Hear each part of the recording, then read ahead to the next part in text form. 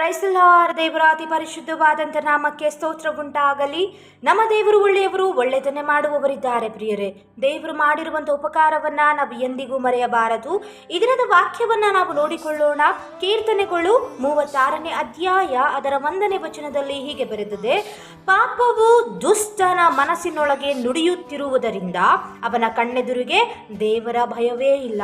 ಪ್ರೀತಿಯ ದೇವಜನರೇ, ಇವತ್ತು ನಾವು ಅನೇಕ ಕಡೆಯಲ್ಲಿ ನೋಡುವಾಗ ಮನುಷ್ಯರ ಭಯ ಬೇಡ, ಆದರೆ ದೇವರ ಭಯವೇ ಇಲ್ಲದೆ ಇರುವಂತಹ ಮನುಷ್ಯರನ್ನ ನಾವು ಅನೇಕ ಕಡೆಯಲ್ಲಿ ನೋಡ್ತೇವೆ.